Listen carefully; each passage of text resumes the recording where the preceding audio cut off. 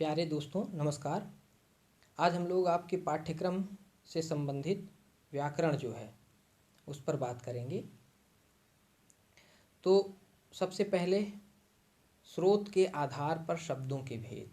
पाठ्यक्रम में आपके जो व्याकरण है उसमें है कि स्रोत के आधार पर शब्दों के भेद। स्रोत अर्थात उत्पत्ति, कहाँ से वह पैदा हो रहा है, कहाँ से वह जन्म ले रहा है, कहाँ से वह आ रहा है, उस पर उसके आधार पर शब्द के भेद। तो हमें इस शब्द के भेद को जानना है, समझना है। शब्द के भेद को जानने से पहले हम शब्द पर आते हैं कि शब्द क्या होता है ना। तो उसको जान लेते हैं कि शब्द क्या होता है।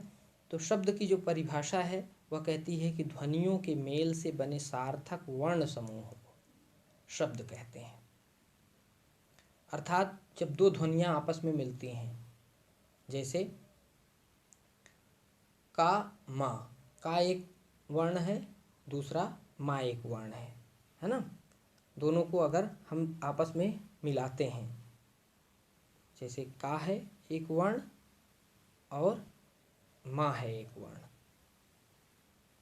ये ध्वनि है, दोनों ही ध्वनियाँ हैं, है ना। तो का एक ध्वनि है, माँ एक ध्वनि है।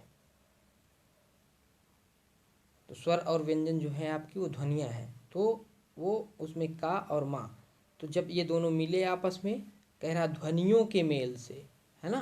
तो ये आपस में मिल रहे हैं तो ध्वनियों का मेल हो रहा है, तो कम हो गया, है ना। तो इस तरीके से जब ध्वनियों का आपस में मेल होता है तो एक सार्थक वर्ण समूह, लेकिन वो सार्थक वर्ण समूह बने। अर्थात अगर हम कह देंगे माँ और का मेल करा दीजिए, अभी तो का और माँ का मेल हुआ था, लेकिन माँ और का मेल करा दीजिए और मक बन जाए। जैसे माँ और का मेल कराने के बाद क्या बन जाए, मक। तो मक कोई शब्द क्या होता है, तो मक कोई शब्द नहीं होता है। अर्थात वो सार्थक नहीं है, मीनिंगफुल नहीं है। सार्थक अर्थात मीनिंगफुल, जिसके कुछ अर्थ हों। तो मक का कोई अर्थ नहीं है, इसलिए यह शब्द नहीं कहलाएगा। जबकि कम अर्थात लेस या बहुत ही छोटी मात्रा में, तो उसको कम कहते हैं। तो इस कम में आप देख रहे हैं कि कम का एक अर्थ है, तो इसलिए ये शब्द कहलाएगा, ये शब्द नहीं कहलाएगा। ठीक है। तो इसीलिए इसमें लिखा गया है कि ध्वनियों के मेल से बने सार्थक वर्ण समूह को शब्द कहते हैं। अब शब्द दो प्रकार के होते हैं, या ऐसे समझ सकते हैं कि शब्द जो है उसके दो बच्चे हुए, है ना। पहला कौन सा हुआ, पहला हुआ सार्थक। पहले का नाम इसने क्या रखा, सार्थक रखा। दूसरे का नाम इसने क्या रखा, निरर्थक रखा। पहले पुत्र का नाम सार्थक, दूसरे पुत्र का नाम निरर्थक। और सार्थक और निरर्थक पुत्रों के पिता कौन है, शब्द है। तो अब यहाँ पर हम देख सकते हैं कि जो सार्थक हैं, ये सार्थक क्यों हैं, जिनको मीनिंगफुल कहा जाता है, क्योंकि यहाँ पर जो वर्ण का समूह आपस में मिल रहा है उसके कुछ न कुछ अर्थ हैं। का, माँ और ला। तो कमल आपस में मिल करके एक ऐसा वर्ण समूह बनाया जिससे ये पता लगता है कि एक प्रकार का पुष्प जो तालाब या नदियों में होता है वह क्या है, कमल है। फिर कोमल भी इसी तरीके से आप देख सकते हैं, सेना भी तोड़ करके आप देख सकते हैं। अब निरर्थक की बात अगर हम करें तो निरर्थक में देखिए साहब, ये क्यों निरर्थक हैं, इनका नाम शब्द ने क्यों निरर्थक रखा, क्योंकि इसमें यही कमल को अगर मैं पलट देता हूँ तो ये आता है ला, लास्ट वाले वर्ण से उठाते हैं ला, माँ और का, लमक। अब कमल तो होता है, आपने सुना है शब्द, लेकिन लमक कोई शब्द नहीं होता है, इसकी कोई मीनिंग्स नहीं होती है, इसके कोई अर्थ नहीं है। तो इसलिए इसको हम क्या कह देंगे, यह शब्द तो है पर निरर्थक है, इसलिए शब्द नहीं कहलाएगा। शब्दों की कैटेगरी में आ रहा है पर शब्द नहीं है, अर्थात यह निरर्थक है। इनका यह पुत्र, शब्द का यह पुत्र क्या है, बेकार है या किसी काम का नहीं है, क्योंकि यह किसी काम का नहीं है, इसलिए ये बेकार है।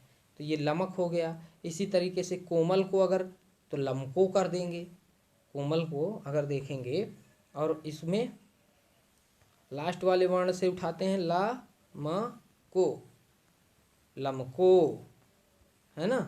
तो कोमल हो गई लमको। तो अब लमको तो कोई शब्द होता नहीं है, तो ये भी निरर्थक है। फिर इसी तरीके से सेना को हम देख सकते हैं कि अभी तक हम सेना देख रहे थे, अब नासे, नासे कोई शब्द नहीं होता, नाश होता है पर नासे नहीं होता। नाश अगर हो जाता तब ये शब्द था, सार्थक हो जाता ये, फिर ये सार्थक की कैटेगरी में आ जाता, क्योंकि नाश का मतलब विनष्ट हो जाना, खत्म हो जाना, लेकिन नासे कोई शब्द नहीं है। तो इस तरीके से हम देख सकते हैं कि शब्द दो तरीके के, पहला तो शब्द सार्थक जो हो, ऐसे ध्वनियों का समूह, ऐसे ध्वनियों का मेल हो जिससे एक सार्थक वर्ण समूह का जन्म हो, तो वो क्या कहलाता है, शब्द कहलाता है। और शब्द के दो भाग, सार्थक और निरर्थक। तो निरर्थक में ऐसे वर्णों का समूह होता है जो जिनका कोई अर्थ नहीं होता है, सार्थक में ऐसे वर्णों का समूह होता है जिनका अर्थ होता है। ठीक है, तो इसलिए शब्द यही कहलाएंगे और ये शब्द नहीं कहलाएंगे। आते हैं, अब शब्द आपको समझ में आ गया होगा कि शब्द वही कहलाएंगे जो सार्थक होंगे, जिनकी कुछ मीनिंग्स होगी या अर्थ होगा। आते हैं, तो स्रोत के आधार पर शब्दों के भेद। अब चूंकि शब्द के अलग अलग भेद होते हैं, स्रोत के आधार पर, रचना के आधार पर, रचना के आधार पर आपके सिलेबस में नहीं है, फिर भी मैं रचना के आधार पर शब्दों के भेद पढ़ाऊंगा आपको, जिससे आपको पता चले कि रचना के आधार पर भी क्या भेद हो सकते हैं। तो स्रोत के आधार पर, अर्थात स्रोत कहाँ है, उसकी उत्पत्ति कहाँ हो रही है, कहाँ से वह पैदा हो रहा है, इसको देखना होगा। जैसे कहा जाए भाई कि वह आदमी कहाँ पैदा हुआ, तो आप कहेंगे वह आसाम में पैदा हुआ, वह मणिपुर में पैदा हुआ। और फिर अगर बाहर गए हैं आप विदेश में, तो आप कहेंगे यह इंडिया में पैदा हुआ, यह लंदन में पैदा हुआ, यह अमेरिका में पैदा हुआ। तो इस तरीके से उनका स्रोत बता रहे हैं आप कि कहाँ पर वो पैदा हुए। तो शब्द भी कहाँ से पैदा हो रहे हैं, अर्थात संस्कृत से आ रहे हैं कि हिंदी से ही आ रहे हैं कि गांव की भाषा है कि विदेश से आए हुए शब्द हैं, बाहर से किसी देश से आ गए हैं, चाइना से, जापान से। तो उन पर हम देखेंगे। आइए देखते हैं, कुछ पहले शब्द देखेंगे। अग्नि, पुष्प, सूर्य, प्रथम, मयूर। एक शब्द समूह हमारे पास आया, ये शब्द समूह क्या आया, अग्नि, पुष्प, सूर्य, प्रथम, मयूर। पहला शब्द समूह आया जिसमें अग्नि है। अब अग्नि को यहाँ देख रहे हैं दूसरे शब्द समूह में आग कर दिया जा रहा है ना, यहाँ पर इसी को आग कर दिया जा रहा है। अग्नि आग हो गया, पुष्प फूल हो गया, सूर्य सूरज हो गया, प्रथम पहला हो गया और मयूर मोर हो गया। कुछ समझ में आ रहा है थोड़ा बहुत अंतर, कि अग्नि को आग किया गया, पुष्प को फूल किया गया, सूर्य को सूरज किया गया, पहला, प्रथम पहला हो गया और मयूर मोर हो गया। अंतर समझ में आ रहा है ना, थोड़ा थोड़ा, केवल भिन्न है, ज़्यादा भिन्न नहीं है, ज़्यादा अलग नहीं है। फिर तीसरे वाले में क्या देख रहे हैं कि ऊपर दोनों से कुछ नहीं मिल रहा है। एक आ रहा चिड़िया जो किसी से मिल नहीं रहा है, खिड़की आ गई, पगड़ी आ गई, साड़ी आ गई, जूता आ गया, जो ना तो ऊपर वाले से मिल रहा है ना जल्दी कहीं देखने में मिलता है। केवल ये शब्द अपने आप में ही अनोखे हैं, कहीं और नहीं मिलते हैं। तो ये वाले शब्द हैं। चौथे हो गए कीमत, रिक्शा, अलमारी, बाल्टी, ऑफिस। तो इस तरीके से ये यहाँ पॉइंट छोटा सा लगा है, ये नुक्ता है ना।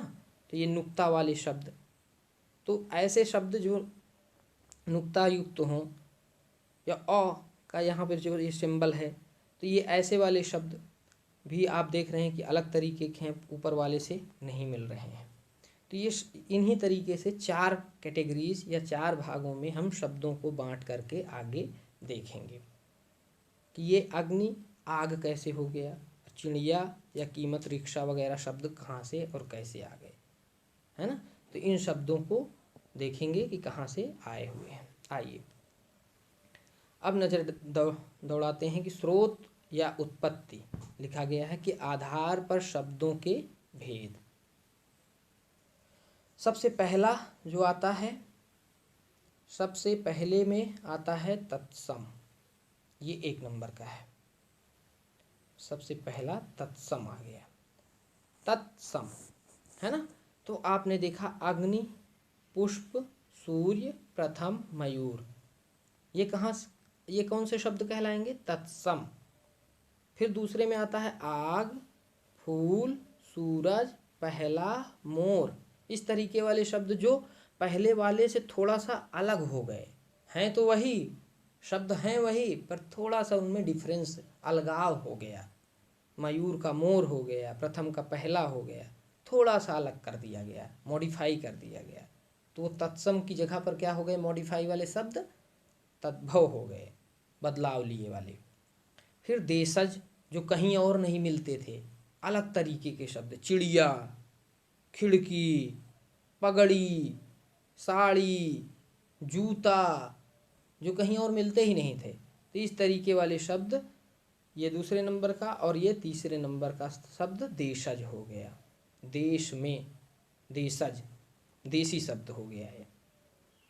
और चौथा जो आया वो कौन सा शब्द हो गया? कीमत, रिक्शा, अलमारी, बाल्टी और ऑफिस। ये बाहर से चले आए शब्द हैं। ये चारों शब्द बाहर किसी देश से चले आए हैं। तो आइए हम 1, 2, 3, 4 जो स्रोत के आधार पर शब्द के जो भेद हुए, 4 भागों में बांटा गया, तत्सम, तद्भव, देशज और विदेशी।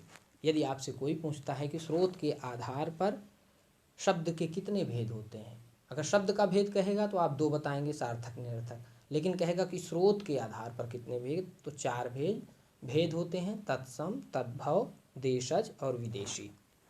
अब इन पर थोड़ा सा हम लोग ध्यान देंगे। आइए, तत्सम शब्द, अब जो तत्सम आया है ये क्या है, कैसे आ गया? तो किसी भाषा के मूल शब्द या रूट वर्ड को तत्सम कहते हैं। क्या कहते हैं? तत्सम। किसी भाषा के मूल शब्द, सबसे बड़ी चीज़ आ रही है यहाँ पे कि किसी भी भाषा के, जो भी भाषा जहाँ से भी आई है, इंग्लिश है, चाइनीज है, रसियन है, जापानी है, कोई भी भाषा के मूल शब्द कहाँ से आया है, तो ये रूट वर्ड जिनको कहते हैं, रूट वर्ड को तत्सम कहते हैं। तत्सम का अर्थ होता है उसके समान। उसके समान अर्थात जहाँ से वह निकला है, जिस भाषा से निकला है उसके समान। तो तत्सम, तत् का अर्थ होता है उसके और सम का अर्थ होता है समान, बराबर, उसके बराबर है। किसके बराबर? जहाँ से वो निकला हुआ है। कैसे? अब जो तत्सम होते हैं वो कौन से शब्द होते हैं? संस्कृत से निकले हुए शब्द होते हैं। क्योंकि हिंदी की पूरी जो व्याकरण है और जो भाषा है, लगभग संस्कृत से ही सारे शब्द लिए गए हैं, लगभग। और व्याकरण तो लगभग मान के चलिए कि पूरा संस्कृत से मेल खाता है, थोड़ा बहुत अंतर है। तो संस्कृत से आता है, इसलिए वो शब्द तत्सम कहलाता है। संस्कृत से आए हुए शब्द तत्सम कहलाएंगे, है ना। जो संस्कृत से आ जाएंगे वो तत्सम कहलाएंगे। तो यहाँ पर आम था, यहाँ पे ये आम्र है। संस्कृत में आम्र बोलेंगे तो ये तत्सम हो गया, लेकिन हिंदी में वही आम, तो वो हिंदी में आम हो गया। थोड़ा सा बदलाव हुआ और आम हो गया आम्र, आम में बदल गया। तिक्त, तीता या तीखा में बदल गया। तो ये क्या हो गए? ये हिंदी का शब्द और ये संस्कृत का शब्द। फिर शत का 100 हो गया। अब यहाँ पर आप थोड़ा सा गौर करेंगे तो आप देख सकते हैं कि यहाँ पर जो हम लोगों ने अभी देखा कि अग्नि को तत्सम इसीलिए कहा गया था, पुष्प को तत्सम इसीलिए कहा गया था, या सूर्य, प्रथम और मयूर को तत्सम इसीलिए कहा गया था कि ये संस्कृत के शब्द हैं, संस्कृत से आए हुए। और जो हिंदी के शब्द हैं तद्भव, आग फूल सूरज पहला मोर, ये तद्भव हैं अर्थात बिगड़े हुए रूप हैं, तत्सम से अलग हैं, है ना। अब ये मूल रूट की बात हो रही है। अब जैसे इंग्लिश में आप देखते हैं तो इंग्लिश में पर्सनालिटी होती है ना। तो वो कहाँ से आई है पर्सनालिटी? परसोना से। परसोना, पर्सनैलिटी ऐसे होता है ना, पर्सनैलिटी, पर्सनैलिटी। तो ये शब्द कहाँ से आया है? लैटिन के परसोना से। परसोना से। परसोना का अर्थ होता है मुखौटा, मुखौटा, है ना। तो परसोना यहाँ पर क्या हो जाएगा? तत्सम हो जाएगा। परसोना यहाँ पर तत्सम हो जाएगा, तत्सम हो जाएगा। और पर्सनालिटी क्या हो जाएगी? यहाँ पर तद्भव हो जाएगी, अर्थात बिगड़ा हुआ रूप। तद्भव अर्थात जो लगभग उसी तरीके से हो लेकिन थोड़ा सा उसमें डिफरेंस हो गया हो। तो पर्सनैलिटी तद्भव हो जाएगा और परसोना तत्सम हो जाएगा, क्योंकि वो लैटिन भाषा से अर्थात मूल रूट से आया हुआ शब्द है। ठीक है। तो इसी तरीके से संस्कृत से जो शब्द आएंगे हूबहू आएंगे वो क्या कहलाएंगे? तत्सम कहलाएंगे। और जो शब्द थोड़ा सा बदलाव लेकर आएंगे और हिंदी में प्रयोग होंगे वो क्या कहलाएंगे? तद्भव कहलाएंगे। आइए अब तद्भव की ओर देख लेते हैं थोड़ा सा। तत्सम आपको हो सकता है समझ में थोड़ा बहुत आ गया हो, एक दो बार देखेंगे तो और अच्छे से आ जाएगा। अब तद्भव ऐसे शब्द जो मूल शब्द, वही मूल जो मेन रूट था वहाँ से संस्कृत आदि भाषाओं से अलग और बदले रूप में नई भाषाओं, मैंने कहा ना बदलाव लेकर के बदल जाते हैं, हिंदी आदि में प्रयोग होते हैं, तद्भव कहलाते हैं। हिंदी में प्रयोग होते हैं जो वो तद्भव कहलाते हैं। चाहे हिंदी में प्रयोग हो, इंग्लिश में प्रयोग हो या किसी भी भाषा में प्रयोग हो रहा है, यदि वह मूल रूट का नहीं है तो वो तद्भव कहलाएगा। मूल रूट का है तथा संस्कृत आदि का है तो वो तत्सम कहलाएगा। तो तत् अर्थात उससे, भव अर्थात उत्पन्न, तत् अर्थात उससे, भव अर्थात उत्पन्न, उससे उत्पन्न। पहले तत्सम था अर्थात उसके समान, उसके बराबर में, संस्कृत के बराबर ही वह शब्द है। और अब कह रहा है तत्भव अर्थात उससे उत्पन्न, है ना। किससे उत्पन्न? संस्कृत से उत्पन्न। तो अर्थात संस्कृत से उत्पन्न। तो संस्कृत सूरज, तद्भव देख रहे हैं आप, सूरज का क्या हो गया? सूर्य हो गया। आग तद्भव था और तत्सम में अग्नि हो गया। व्याघ्र का बाघ हो गया, है ना। व्याघ्र, तो सॉरी यहाँ पे गलत लिखा गया है, ये व्याघ्र होगा तत्सम की ओर, है ना। तो यहाँ पर आप इसको कर सकते हैं कि ये व्याघ्र यहाँ पर लिखा जाएगा, यहाँ पर बाघ लिखा जाएगा, बाघ, और यहाँ पर लिखा जाएगा व्याघ्र, व्याघ्र। क्योंकि व्याघ्र संस्कृत का शब्द तत्सम है और उसका थोड़ा सा बिगड़ा हुआ रूप या बदला हुआ रूप क्या है? बाघ है, तो वो तद्भव हो गया। तो मेरे ख्याल से आपको तत्सम और तद्भव समझ में आ गया होगा कि जो संस्कृत के मूल शब्द हैं वो तत्सम है, और जो संस्कृत से के मूल शब्दों में थोड़ा सा बदलाव हो गया वो क्या हो गए? तद्भव हो गए। आप ऐसे भी समझ सकते हैं जैसे आप किसी भी देश में आप जाते हैं और जाने के बाद आपको पता लगता है कि हाँ आप वहाँ रह रहे हैं तो आप भारतीय हैं, कुछ दिन बाद आपकी बहुत सारी पीढ़ियाँ होंगी और वहीं रहने लगेंगी तो उस देश के नागरिक हो जाते हैं और फिर कोई आपको भारतीय नहीं कहता है ना। तो वही बदलाव जो आ जाता है, लेकिन आपका मूल रूट क्या रहेगा? भारतीय ही रहेगा, मूल रूट भारतीय रहेगा। अब पहले आप रीता थे, अब आप रीटा हो गए, है ना। पहले आप मोहन थे, अब आप मोहन हो गए। पहले वहाँ पे भारत में आप राम थे और फिर लंदन गए आप रामा हो गए। कोई लड़की थी गंगा नाम की जो भारतीय थी और लंदन में गई तो उसका तद्भव हो गया गैंगेज हो गया। तो इस तरीके से आप समझ सकते हैं। ठीक है, अब आते हैं देशज शब्द।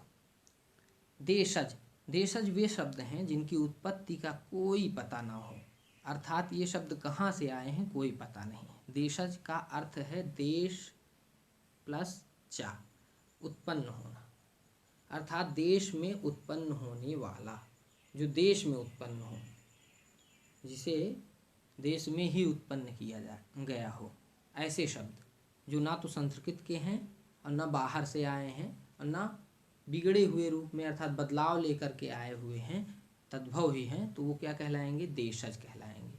जहाँ भी ये जा शब्द आप देखेंगे ना, ये जा, तो इसका मतलब ही उत्पन्न होना होता है, इसका मतलब उत्पन्न होना होता है। जैसे अनुज, अनुज, अनु और जा। अनु का अर्थ होता है पीछे, पीछे जन्मने वाला, अर्थात आपका छोटा भाई। अग्रज, अग्र धंजा, अग्रज, अग्र का मतलब होता है आगे, आगे जन्म लेने वाला, बड़ा भाई, है ना। तो जहाँ जा आता है वहाँ पर उत्पन्न होना। जलज, जलज कहते हैं कमल को, जलज, तो जल और जा, अर्थात जल में जन्मने वाला, अर्थात कौन है? कमल। तो इस तरीके से जहाँ भी जा आए समझ लीजिए लास्ट में ये प्रत्यय कहलाता है। प्रत्यय, इसी ही प्रत्यय कहते हैं, लास्ट में जुड़ करके उस शब्द के अर्थ को परिवर्तित कर दे। किसी शब्द के पीछे आकर के, वे शब्दांश जो किसी शब्द के पीछे आकर के शब्द से जुड़ जाएं और शब्द के अर्थ को परिवर्तित कर दें, बदल दें, वो क्या कहलाते हैं? प्रत्यय कहलाते हैं। यही आगे जुड़ता तो उपसर्ग हो जाता। तो पहले ये देश था, अब देशज हो गया, अर्थात देश में जन्म लेने वाला। देश अर्थात कंट्री थी, लेकिन अभी देश में जन्म लेने वाला, बर्थ इन कंट्री हो गया। जैसे चिड़िया, पगड़ी, डिबिया, चिड़िया, पगड़ी, डिबिया, साड़ी, लोटा, जूता, खटिया, खिचड़ी, कलाई, ये सारे शब्द कहीं और से नहीं, देश में अपने आप से ऐसे ही उत्पन्न हो गए हैं बोलचाल की आम भाषा में। ये सभी शब्द आम बोलचाल की, आम बोलचाल मतलब एक दूसरे से वैसे जो बात करते हैं, इन भाषाओं में प्रयोग किए जाते हैं।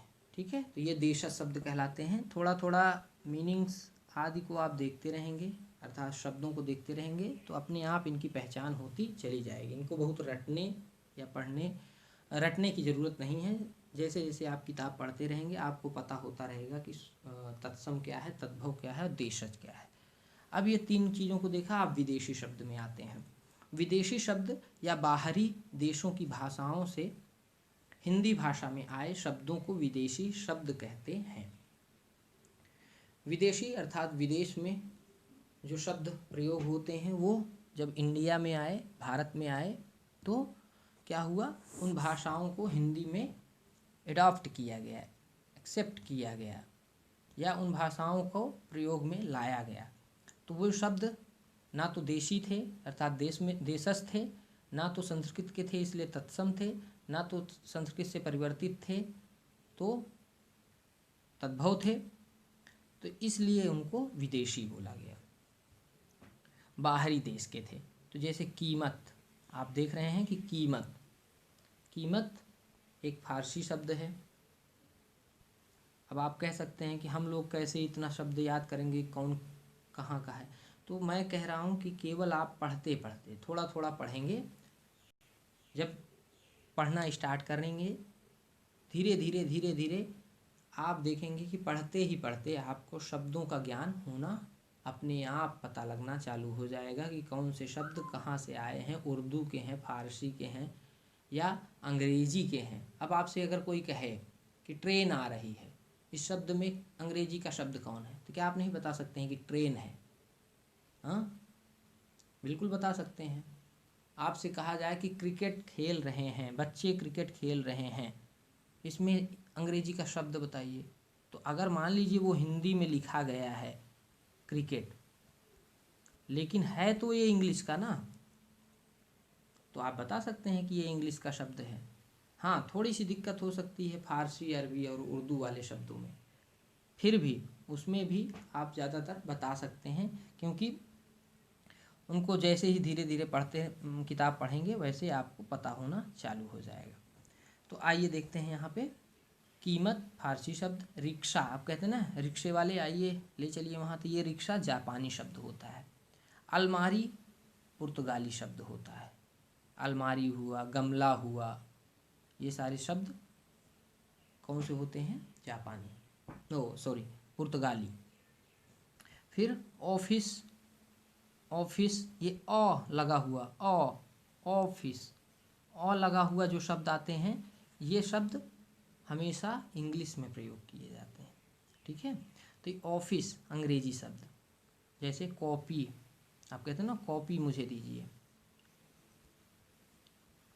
कॉपी, कॉफ़ी, कॉफ़ी, कॉफ़ी अर्थात पीने वाला जो पदार्थ होता है कॉफ़ी। अगर यही चीज़ यहाँ से हटा दी जाए, ये चीज़ें यहाँ से हटा दी जाएं, तब ये काफ़ी हो जाएगा। काफ़ी अर्थात पर्याप्त मात्रा में, है ना। तो कॉफ़ी, कॉपी, ऑफिस, इस तरीके से आप देख सकते हैं कि वो अंग्रेजी के शब्द होते हैं। तो ये अंग्रेजी के शब्द हैं। फिर आप देखेंगे कि कुली अर्थात तुर्की शब्द है, ये तुर्की जिसको टर्की के नाम से जानते हैं लोग, टर्की, टर्की इंग्लिश में बोलते हैं, जैसे अपने भारत को इंडिया बोलने लगे वैसे टर्की, वैसे उसका नाम तुर्की है। तो जो वहाँ से लोग आए उनको तुर्क बोला जाने लगा था, बहुत से लोग बोलते हैं तुर्क हैं ये।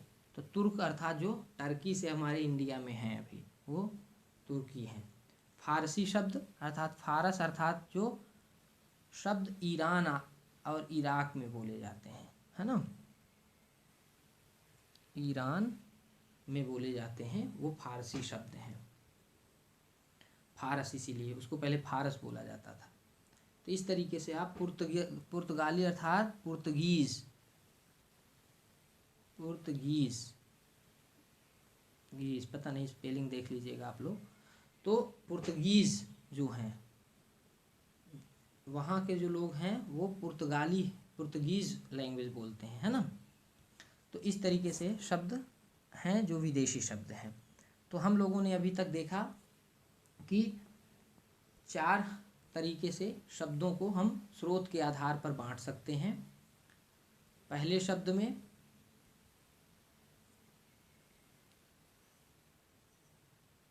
तत्सम था, तत्सम शब्दों में हमने देखा कि क्षीर मतलब खीर होता है हिंदी में, कुक्कुर मतलब कुत्ता होता है ना। इन चीज़ों को हम लोगों ने थोड़ा नहीं देखा था, देख लीजिएगा कि कुत्ता भी होता है, क्षीर का मतलब खीर, कुक्कुर का मतलब कुत्ता। तो ये तत्सम शब्द हो गए। तो इस तरीके से स्रोत के आधार पर 4 तत्सम, तद्भव, देशज और विदेशी, थोड़ा थोड़ा करके पढ़ते रहेंगे तो आपको ये जरूर ही समझ में आ जाएगा। आशा है कि बताए गए इस व्याकरण में आपको बहुत ज़्यादा कठिनाई नहीं महसूस होगी। यदि कोई कठिनाई महसूस होती है, नहीं समझ में आता है, तो आप व्हाट्सएप के माध्यम से पूछ सकते हैं। ओके, धन्यवाद।